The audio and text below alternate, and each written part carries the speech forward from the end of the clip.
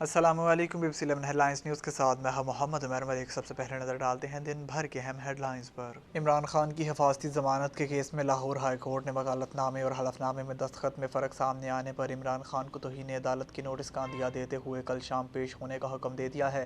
Chairman PTI Imran Khan की हिफाजती ज़मानत के केस की समाअत लाहौर हाई कोर्ट में हुई, जहाँ अदालत की तलबी के बावजूद इमरान खान आज भी पेश नहीं हुए। जस्टिस तारिक सलीम शेख ने समाअत करते हुए समाअत 12:30 बजे तक मुलतवी की, जिसके बाद इमरान खान की जानिब से अजहर सिद्दीक एडवोकेट को अपना वकील मुकर्रर किया गया और इन्होंने अपना वकालतनामा अदालत में जमा करवाया। मुस्लिम लीग नून की चीफ ऑर्गेनाइजर मरीम नवाज की यूथ नुमाइंदों से मुलाकात की अंदरूनी कहानी सामने आ गई, जिसमें इन्होंने कहा कि ये मेरी हुकूमत नहीं, हमारी हुकूमत तो तब होगी जब नवाज शरीफ पाकिस्तान में होंगे। पार्टी ज़राए के मुताबिक हुकूमत नाकिस कारकर्दगी पर इत्तेहादियों ने मलबा एक दूसरे पर गिराना शुरू कर दिया है। मुस्लिम लीग नून की चीफ ऑर्गेनाइजर मरीम नवाज ने खुद को मौजूदा हुकूमत से अलग करार दे दिया। इन्होंने कहा कि मौजूदा हुकूमत की कारकर्दगी की जिम्मेदार मुस्लिम लीग नून नहीं।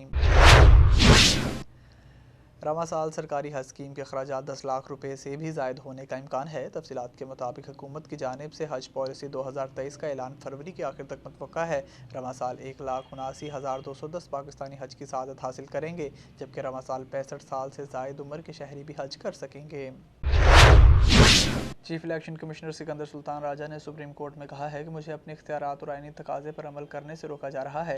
CCPO लाहौर गुलाम महमूद डोगर के तबादले केस की समाअत के दौरान चीफ इलेक्शन कमिश्नर ने कहा कि कुछ बातें अदालत के सामने रखना चाहता हूँ। आर्मी से सिक्योरिटी मांगी तो इनकार कर दिया गया, अदलिया से आरोज मांगे तो इन्होंने इनकार कर दिया और इंतखाबात के लिए पैसा मांगा तो इससे भी इनकार कर दिया गया।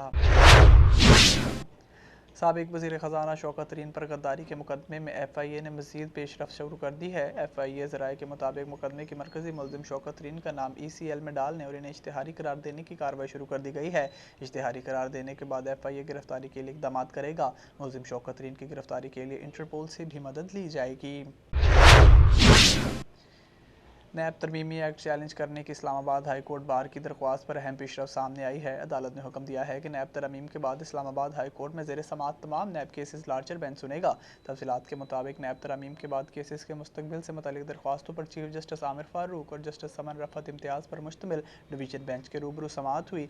अदालत में additional attorney general Munawar Iqbal Tugal, Sardar Muzaffar, deputy prosecutor NAB Mohammad Rafi और यासिर राठौर पेश हुए।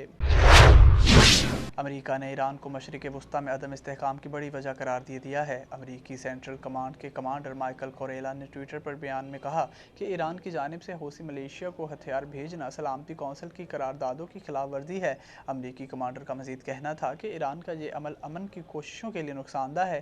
ईरान की जानिब से असलहे की तरसील रोकने और ईरान की सरगर्मियों का मुकाबला करने के लिए इत्तेहादियों का किरदार अहम है। कौमी क्रिकेट टीम के माया नाज लेग स्पिनर यासिर शाह ने बाबर आजम के खिलाफ बयान पर मोहम्मद आमिर को आईना दिखा दिया। पाकिस्तान सुपर लीग के 8वें एडिशन का आगाज़ 13 फरवरी को हो चुका है, जिसमें अब तक 2 इंतहाई सनसनीखेज मुकाबले भी देखने में आए हैं। इफ्तिताही मैच में लाहौर कलंदर्स ने मुल्तान सुल्तान्स को 1 रन से मात दी थी, जबकि दूसरे मैच में पेशावर ज़ल्मी को कराची किंग्स के खिलाफ 2 रन से फतह नसीब हुई थी।